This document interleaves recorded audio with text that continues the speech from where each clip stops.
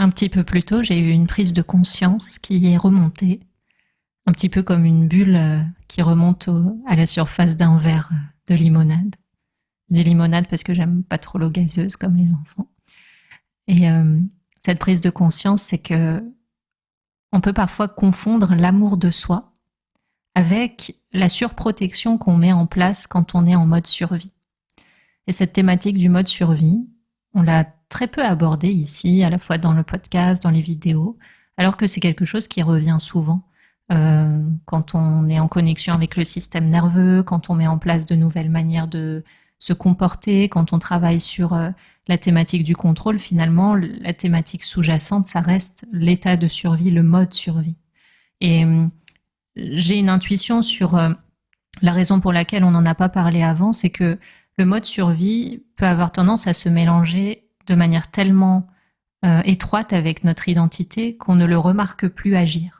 C'est-à-dire qu'on remarque très facilement agir les émotions, par exemple. On identifie très facilement si on est triste, en colère, joyeux, parce qu'on est habitué finalement à surveiller ça.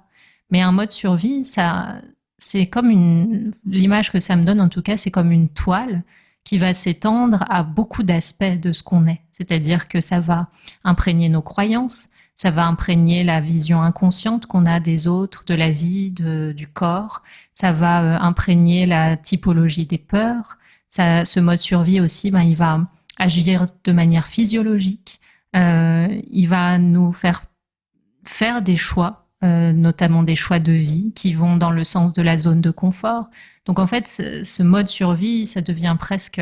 un mode de fonctionnement par défaut qui va être actif tout le temps. Contrairement par exemple aux émotions qui sont variables et au cours d'une même journée, ça peut bouger. Alors que voilà, ce mode survie qu'on va évoquer aujourd'hui, il va venir teinter, colorer l'ensemble de l'expérience humaine. Et une fois qu'on voit, par exemple, l'expérience humaine à travers un filtre bleu, il y a une sorte d'amnésie qui se met en place, c'est-à-dire qu'on va pas se dire mais pourquoi tout est bleu? Je me suis jamais dit que ça pouvait être rose. Et tout d'un coup, je me rends compte que ça devrait peut-être être rose, et là, c'est bleu. Voilà, ça peut prendre du temps, en fait, de se dire, OK, il y a peut-être une couleur plus douce ou plus adaptée à travers laquelle je peux observer l'existence et interagir avec elle. Et ça, c'est effectivement là que se situe le cheminement qu'on va aborder aujourd'hui, qui est de passer de la survie à la vie. Bienvenue dans l'élan du cœur, le podcast spirituel qui a les pieds sur terre et la tête dans les étoiles. À chaque épisode, je t'aide à trouver le chemin d'une vie alignée et d'une spiritualité épanouie. Alors déjà, le mode survie, qu'est-ce que c'est de manière peut-être concrète? Déjà, est-ce que c'est un terme surtout scientifique ou académique? J'en ai aucune idée. Je sais juste que pour moi, quand on dit mode survie, on est toutes et tous à peu près capables d'y associer des habitudes, des réactions, des manières d'être au quotidien et surtout un état de tension intérieure qui est assez facilement identifiable sans avoir forcément de grandes connaissances plus académiques ou théoriques. Mais globalement, le mode survie, de manière holistique, c'est vraiment un état psychologique et physiologique où on fonctionne principalement à travers la notion de stress et la notion d'un danger perçu comme imminent et qui va placer la personne dans un état d'hypervigilance qui peut prendre différentes formes. Donc déjà, cet état d'hypervigilance, c'est vraiment, ça peut être dans le corps, ça peut être dans le mental, ça peut être un petit peu dans différentes sphères, c'est jamais séparé et ça on le sait à force d'en parler. L'hypervigilance, c'est être tout le temps sur ses gardes, être à l'affût d'un danger. Que ce danger soit réel ou imaginaire, en tout cas, il y a une impossibilité d'accéder à un profond sentiment de sécurité. Donc ça va être une des premières couleurs que peut prendre ce mode survie, comme on l'appelle ici. Ça va être aussi des réactions automatiques, c'est-à-dire de fuir certaines situations sans envisager de s'y ouvrir. Ça va être dans le combat, être figé aussi, avoir de la difficulté à trouver de la fluidité ou du mouvement dans l'émotionnel, dans les opinions, dans la corporalité. Voilà, il peut y avoir ce côté d'être figé, d'être comme sur pause, comme dans une forme de sidération, mais une sidération qui prend forme de manière concrète dans le présent. Ça peut être aussi des réactions de soumission ou d'absence totale de réflexion, presque d'avoir l'impression d'avancer comme un robot, comme un zombie dans les journées, de vivre les choses comme elles viennent, mais avec en fond, et ça c'est quelque chose qui est plus subtil, qui peut être intéressant d'aborder, il peut y avoir en fond aussi ce sentiment que si un nouveau stress se présente, si quelque chose échappe à mon contrôle illusoire, je mets des guillemets avec mes doigts, eh bien, je ne pourrais pas le supporter. Donc, je fais en sorte de contrôler le maximum de choses pour éviter que se rajoute quelque chose qui me ferait dépasser la limite, le seuil auquel je me sens déjà là, alors que tout est normal. Vraiment ce truc,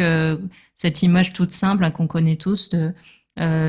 s'il se passe quoi que ce soit d'incontrôlable qui me stresse avec l'impression que je ne peux pas y faire face et que je ne peux rien y faire, eh bien, le vase va déborder et je ne pourrais presque pas y survivre. Hein. Il peut y avoir même des fois carrément cette impression-là que je ne pourrais pas survivre à plus de stress que je n'en ai déjà en cet instant. Donc il peut y avoir ça.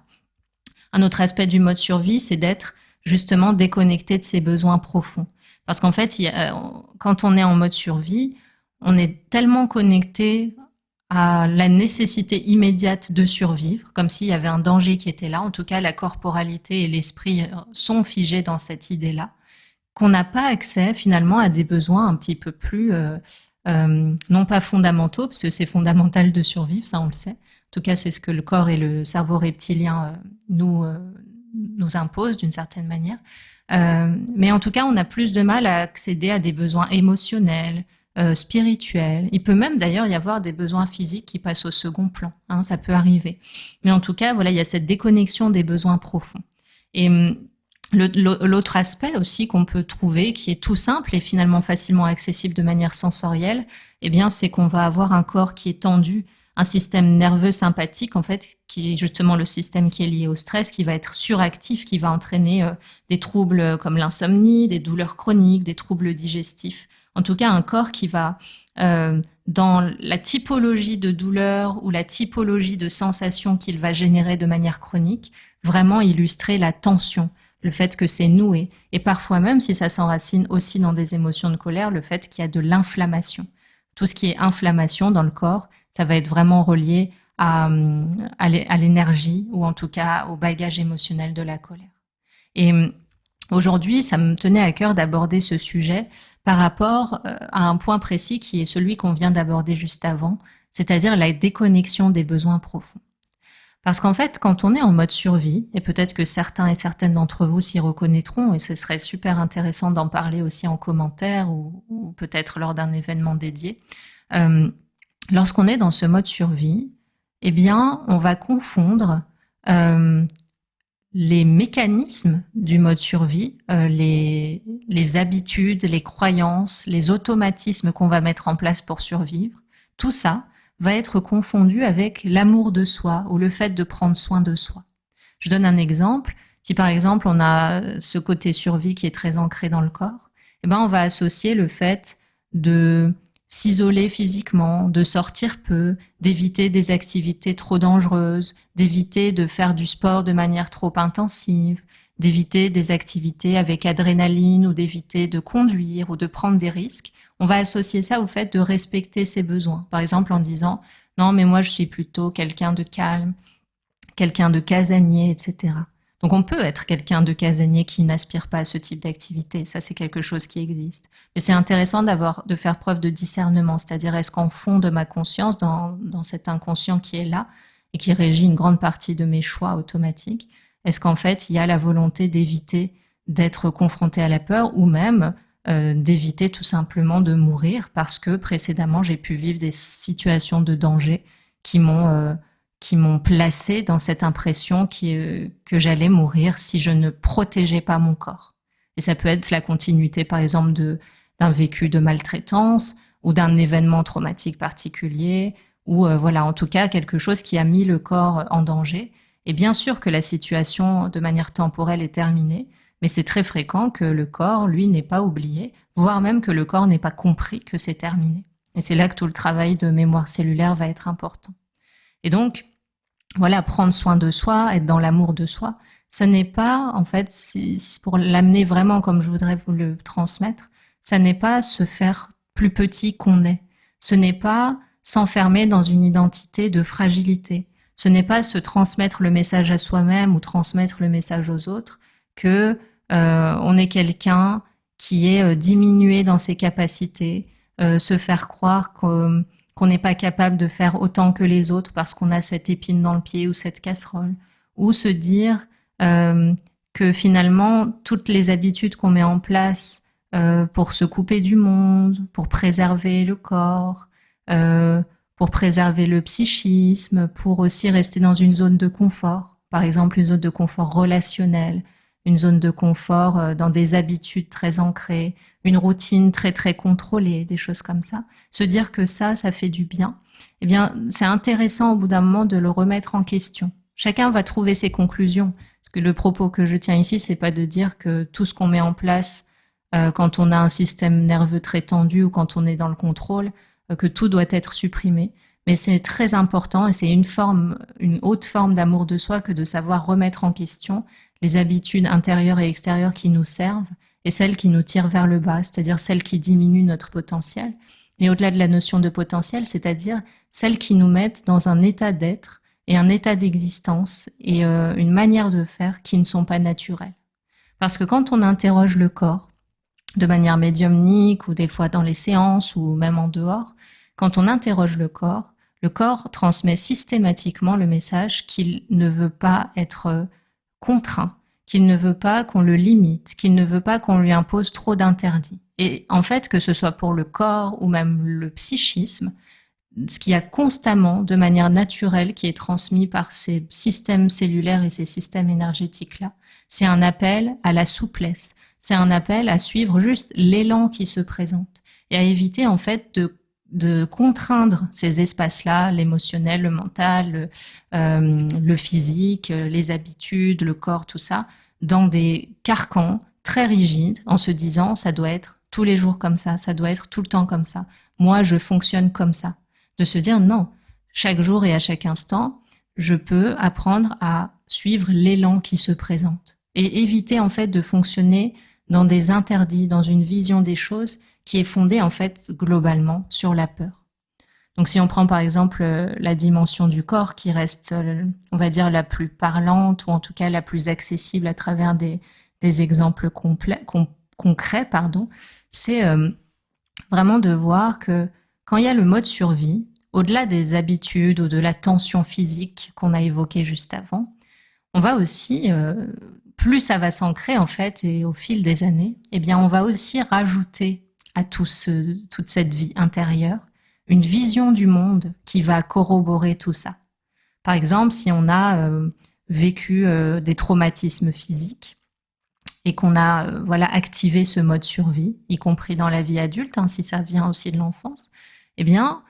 au-delà d'avoir de la peur dans le corps, des douleurs chroniques, une tension nerveuse très importante, une difficulté à se réchauffer, ça va être aussi un signe, une difficulté à s'ancrer, une difficulté à se relier aux autres ou à concrétiser, des choses qui sont vraiment plus de l'ordre de la circulation d'énergie et de la circulation entre soi et la vie, eh bien on va aussi développer une vision du monde qui va corroborer que la peur est présente. Ça va être par exemple avoir tous les jours des pensées comme il faut éviter de manger tel aliment parce qu'il paraît que c'est dangereux. Ça va corroborer que la maladie peut être imminente et qu'il faut absolument survivre. Ça peut être il faut absolument bannir ceci ou cela parce que c'est mauvais en essence et moi je dois éviter toute forme de danger. Donc ça peut s'étendre à l'alimentation. Puis ça peut être aussi d'être en surprotection sur le corps, c'est-à-dire si une activité se propose qui sort de l'ordinaire, on va plutôt dire non parce que sortir de sa zone de confort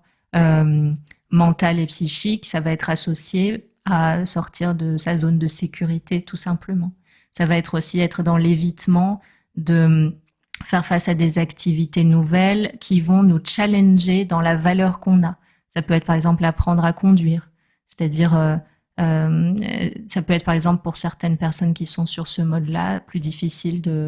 d'apprendre à conduire parce que Là, tout d'un coup, on est obligé d'être responsable, notamment du chemin qu'on prend, de comment on conduit sa vie, mais il y a aussi de toutes les conséquences qu'il y a autour, c'est-à-dire je suis au volant, euh, je dois moi-même respecter des règles. En fait, ce que j'évoque là, c'est quand le mode survie a été mis en place par rapport à des problèmes d'autorité ou parce qu'on a été sous l'autorité de quelqu'un qui a été dur ou violent. Eh bien voilà, on a peur de mal faire, on a peur de causer du mal, on a peur aussi qu'on nous cause du mal physiquement. Voilà, tout cet aspect de la conduite, ça revient fréquemment quand il y a ce mode survie dans la partie, dans le système neurologique. Et en fait, c'est important. Le message global ici, c'est de faire preuve de discernement, c'est-à-dire dans toutes les habitudes que je mets en place qui semblent en apparence être de la douceur, du respect de moi-même, le fait de me préserver, etc., lesquelles me coupent d'expériences qui, dans le fond, me seraient bénéfiques, lesquelles me maintiennent dans une zone de confort qui n'est pas une zone d'épanouissement, lesquelles en fait m'apportent de la sécurité, mais viennent me couper d'une sorte de vibrance dans ma vie, lesquelles m'apportent en sécurité ce qu'elles m'enlèvent en authenticité, en profondeur dans mon existence, en richesse dans mon existence. Ça peut être le cas, par exemple, ce qui est parlant, c'est l'aspect relationnel. Voilà, quand il y a pu avoir des traumatismes qui ont été noués dans le lien aux autres et tout un tas de croyances et une vision de soi qui découle de ce qui a été vécu, eh ben on va aussi voilà, développer une personnalité qui va, sans le décider réellement, hein, parce que c'est très ancré dans l'inconscient, ce mode survie, qui sans le décider réellement va se couper petit à petit, s'isoler, être de plus en plus seul et surtout créer tout un système de croyances qui dit que la relation à l'autre est source de souffrance, source de danger, et puis qu'elle va venir troubler l'équilibre qu'on s'est trouvé soi-même et avec soi-même. Et ça, c'est à double tranchant. C'est important d'avoir une lecture qui permet aussi de se dire je suis aussi un être de partage, je suis un être humain, j'apprends aussi des autres autant que les autres apprennent de moi. Et comment je peux réintégrer, maintenant que j'ai retrouvé la connexion avec moi-même, comment je peux réintégrer la présence de l'autre sans que ça vienne totalement me désarçonner ou supprimer tout ce que j'ai pu acquérir de bon dans ce temps où j'ai trouvé ma propre présence. C'est tout à l'heure, je disais que le corps, l'esprit et toutes les dimensions de ce qu'on est appellent à l'indulgence et la souplesse, et elles appellent aussi à la douceur, mais aussi à l'équilibre. C'est-à-dire que plus, ça c'est un repère qui peut être tout simple hein, dans cette exploration, c'est se dire, plus on va éviter les extrêmes, c'est-à-dire ne rien bannir et ne rien faire dans l'excès, mais juste laisser un petit peu tous les ingrédients de la vie cohabiter, sans rien négliger, et sans rien non plus interdire totalement, en comprenant qu'on n'est pas une petite chose à protéger, en comprenant progressivement et à son propre rythme avec douceur que ce qu'on est en essence n'est pas abîmé par ce qu'on traverse, et de comprendre que lorsqu'on a ce mode survie activé, et qu'on est quand même encore ici, et qu'on est quand même avec des envies des fois qui sont dissonantes avec ce qu'on est devenu. Par exemple, on peut être... on a développé une personnalité très solitaire, on est autonome, on est indépendant, donc ça c'est super, ça peut être une conséquence de ce mode survie. Mais par contre, on sent qu'à un moment donné, on a envie de plus partager avec les autres, plus communier, plus faire l'expérience de l'amour, etc. Eh bien, voilà, de laisser partir l'identité très figée qui a pu se construire le temps où on en avait besoin et venir tout d'un coup, réouvrir progressivement les choses, ramener de la souplesse, ramener un peu de tout, un petit peu de l'autre, un petit peu de soi, un petit peu de communion, laisser en fait l'élan agir. Parce que ces choses-là, c'est pas, on va dire, ces changements-là, c'est pas des choses qu'on peut mentaliser, programmer, prévoir. Il va falloir vraiment laisser la conscience, confier sa confiance à la conscience pour le faire. Et ça part juste d'une intention. C'est-à-dire si là, en écoutant, ou même auparavant, vous avez identifié qu'il y avait une forme de survie qui était en place dans un ou plusieurs domaines de l'existence, juste poser l'intention, se dire ok, je me rends disponible à toutes les finalement transformations nécessaires à mon évolution. Je reçois toutes les remises en question dont j'ai besoin. Je reçois toutes les ressources qu'il me faut pour pouvoir cheminer là-dedans en douceur. Et ensuite laisser faire. Et revenir à cette notion qu'on a évoquée juste avant, c'est suivre l'élan. Se donner la permission de faire différemment, mais sans le prévoir, se dire chaque matin, je l'ai évoqué je crois dans un des derniers films, c'est chaque matin je suis comme un enfant, je me présente dans la vie comme si je n'avais jamais rien vécu, comme si je ne savais rien, pour me donner l'occasion peut-être de faire différemment de d'habitude. Et que peut-être en fait,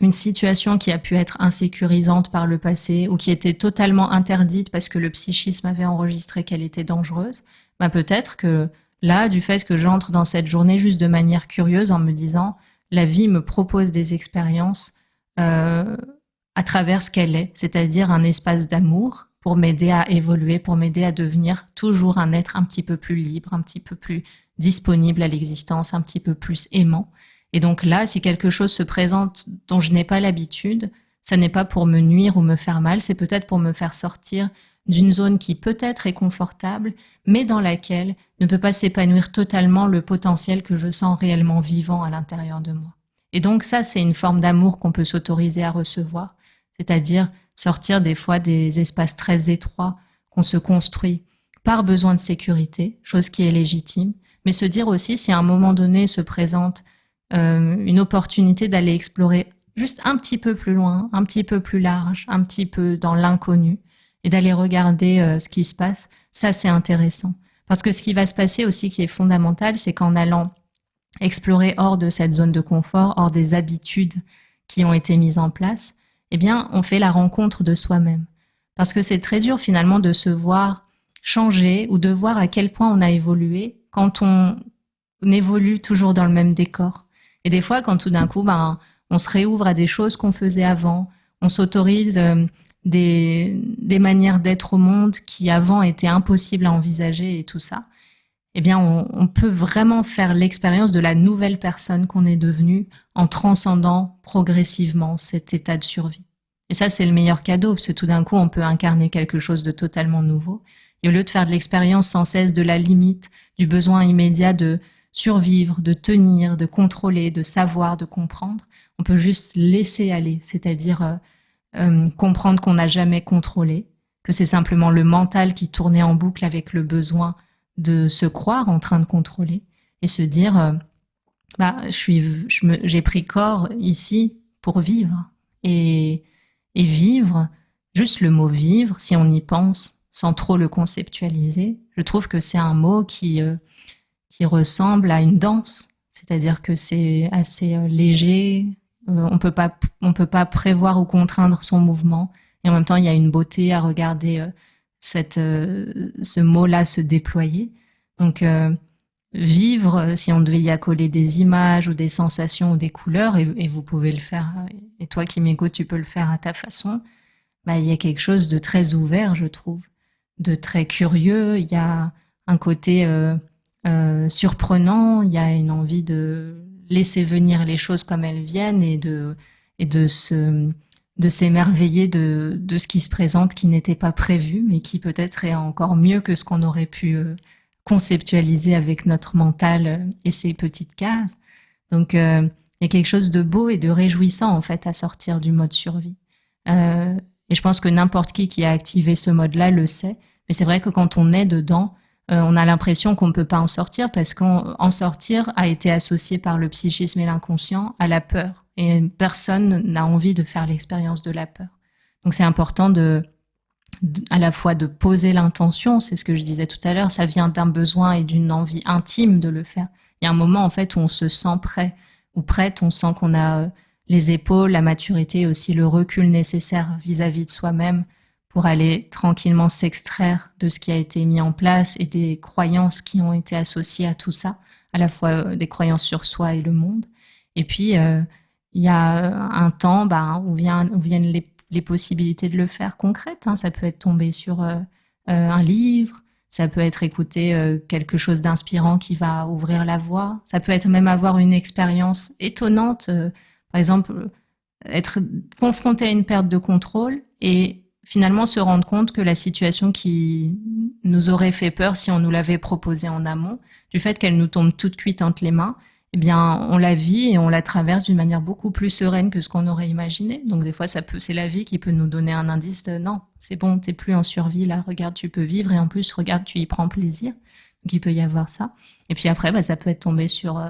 le bon thérapeute, la bonne oreille, la bonne rencontre, le bon ami, la bonne méthode. On va dire que la méthode, le comment vient tout seul à partir du moment où la conscience a compris que quelque chose d'autre est possible, et ça c'est génial. Donc voilà, c'était vraiment dans ce sens-là que j'avais envie de partager aujourd'hui, de passer de la survie à la vie, parce que c'est fondamental. On a tous, quel que soit notre parcours, on a tous en nous le discernement et la conscience des moments où on est pleinement dans la vie et les autres moments où on est en train de croire qu'un danger nous menace, que quelque chose peut être perdu, que quelque chose peut basculer. Oui, c'est le cas. La vie est on va dire un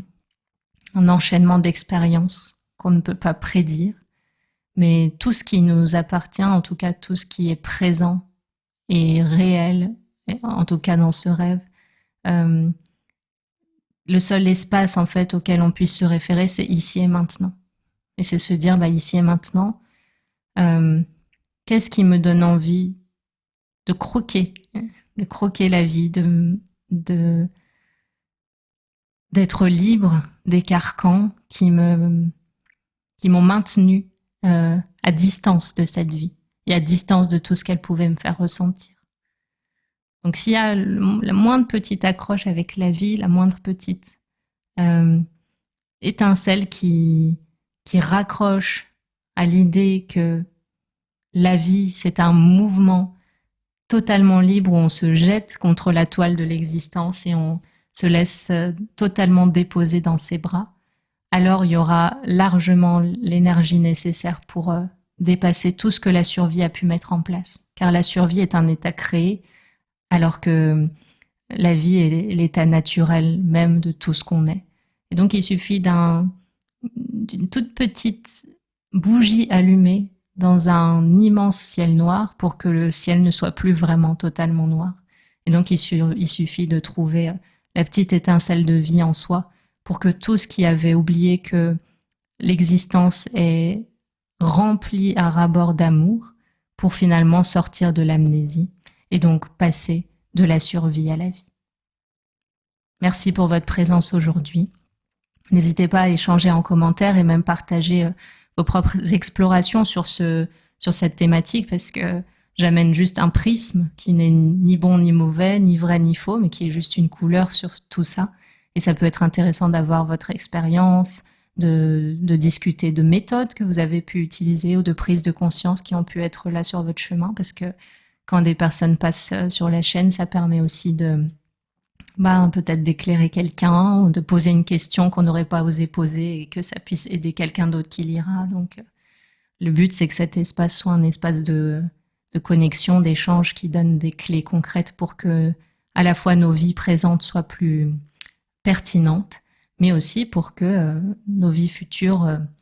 soient remplies d'encore plus de sagesse, d'encore plus d'amour, d'encore plus de cohérence avec ce qu'est la vie elle-même. À très bientôt et prenez soin de vous.